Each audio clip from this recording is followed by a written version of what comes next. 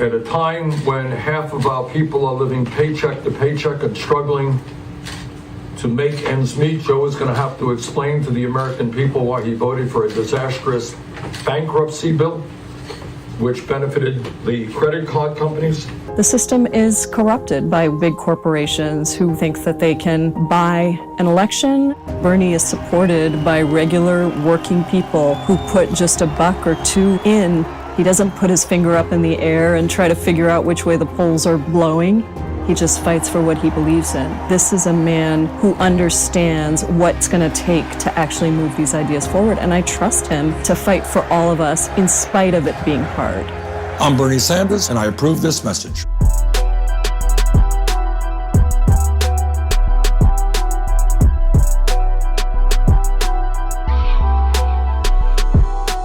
When we talk about higher education, we understand the importance, the enormously importance that HBCUs play in this country.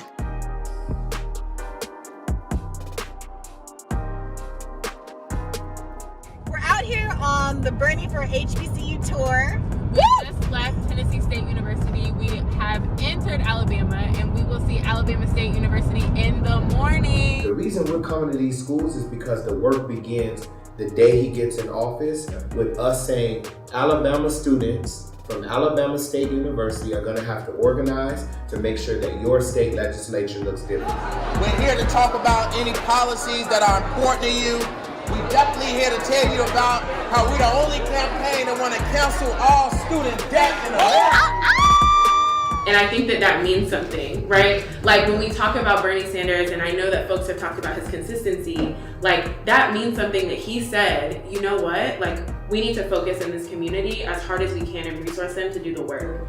When it comes down to getting your debt paid off, we can't even register for classes for the next semester if you have not paid your debt. Another problem that we have is some of the classroom buildings either don't have air or heat. So when we come to school, even teachers, like they have to sit in their offices and it's hot. They can't teach, we can't go to class, they cancel class because there's no way for us to sit in those kind of conditions. It's a priority of the campaign to fully fund HBCUs and to not be in a world where so many HBCUs are underfunded and closing when they present such an enormous benefit to our communities. These policies that the senator has moved forward, this will drastically change our communities for the better.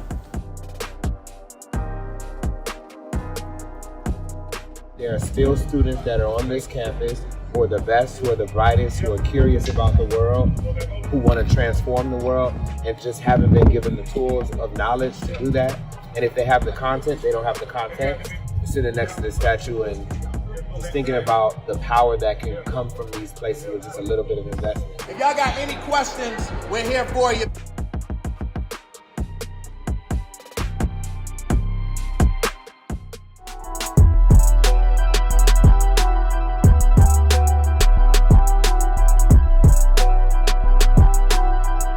Congress changed the law to make it harder for people to declare bankruptcy, and you fought at the time. I think that's the first time I ever talked to you, was you fought tooth and nail against that. Why did so many Democrats go south on the bankruptcy bill? God, it was awful. Let me just say, to explain my question, a lot of Democrats who, in the eyes of Senator Warren, in the eyes of Ted Kennedy at the time, by the way, felt this bill was an outrage because it would make it really difficult for people who had legitimate, medical bankruptcies, for example. It would really put them in a hole. And yet the bill passed with an overwhelming majority. So that's what when I say go south, I'm expressing a value judgment, I confess. Go ahead. Yeah. Well, but this is the first fight in the book. I first start the personal story and then move to what I call the bankruptcy wars, because they lasted for 10 years. For 10 years. But this is where I was the eyewitness to what's broken in Washington.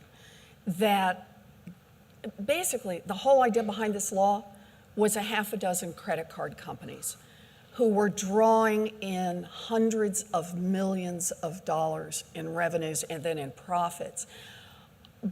And what they wanted is they figured out they were making money hand over fist. I mean, there's just no other way to describe this. They were borrowing low and lending high, and you could afford to take on a lot of people who had bad debts, to spend a lot of money on advertising and still take home incredible amounts of money. That was the business model. So what they figured out is where they were, the sweet spot and where they were making money were people who were in financial trouble. They weren't making money off people who can afford to pay their bills in full every month. They were making money off people who stumbled a little and then kind of would right themselves, and then would stumble a little more and right themselves. People who at a time when the banks could borrow the money for 4% were lending it out at 36%, and then fees on top of that were pushing the effective rates beyond that. So they look at their spreadsheets, their business model, and they say, but you know, every year we have to write off some number of tens of millions of dollars for people who ultimately just collapse into bankruptcy. Now, they've already made plenty of money, and plenty of money actually usually off those people from the years that the people kept paying and paying and paying. But they figured out, if you could keep them out of bankruptcy, if you keep half of them out of bankruptcy, if you could get them to delay bankruptcy by 6 months and stumble and pay a little bit more, you get a little bit more money. Who knows? Maybe somebody will sell her wedding ring. Maybe somebody will go ahead and sell the family car. Maybe they'll borrow from grandma and ask for additional money. Other ways that they can shovel more money into the credit card companies. So the credit card companies came to Washington to change this law, and I thought, you gotta be kidding me. In a democracy, a handful of large financial institutions could never get a law changed that would hammer hundreds of thousands of middle-class families every year. You just couldn't get something like that passed. Well, when you've got an army of lobbyists on one side and people who have no lobbyists, have no voice, who don't want to stand up and identify themselves as people who file for bankruptcy, who don't want to picket, who don't want to organize, who do not want to be part of a group to say, yeah, I file for bankruptcy. No, they saw themselves as stupid, stupid, stupid, and didn't want to be part of this. And what happens? Man, that bill was like it was on greased skids.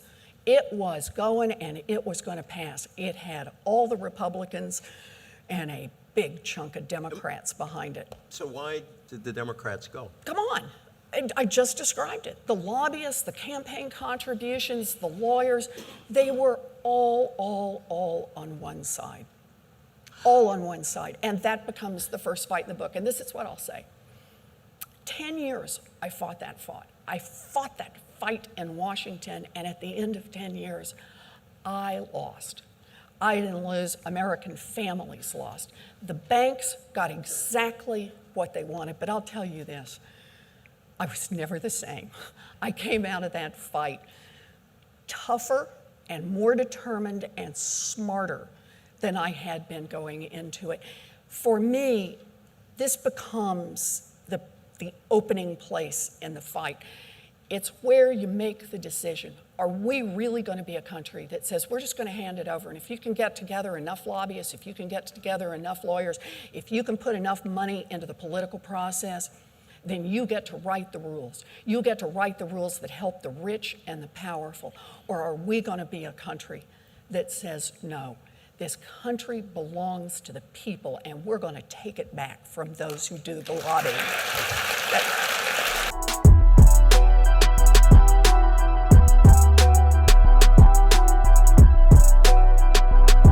I am so proud to endorse Senator Bernie Sanders for president. Senator Bernie Sanders is the only candidate that has built a movement and continues to build a movement that transcends gender, ethnicity, religion, and we know that in order to take on Trump, we're going to need a unifier, someone who understands what the fight looks like, and someone who is ready to defeat him. I'm one of the people that was inspired by the movement that the senator has built. There was an America that I dreamed about. There's an America that most people believe in. It is an ideal. It's not reality yet. And he started the work of organizing for that America, and that has inspired me to get involved and run myself to help others also organize for that America. One of the amazing things I think about the senator is that he understands we have to find solutions to our greatest problems. We don't wait for what the poll numbers are on proposing a particular solution. The senator is the only candidate that is proposing a complete cancellation of student debt. The senator is the only candidate that is proposing to provide universal school meals. The senator is the only candidate that wants to make sure that we end our endless wars and will fight for human rights and hold everyone accountable regardless of whether they are an ally or a foe. The senator is someone who understands that our movement isn't just for few, it's for everyone. The senator is the only candidate that isn't about leaning a particular way, but being true to yourself and fighting for what you believe regardless of what the obstacles are. This is not just the fight for our lives, this is the fight for our democracy, this is the fight for a better future, one that we can all be proud of.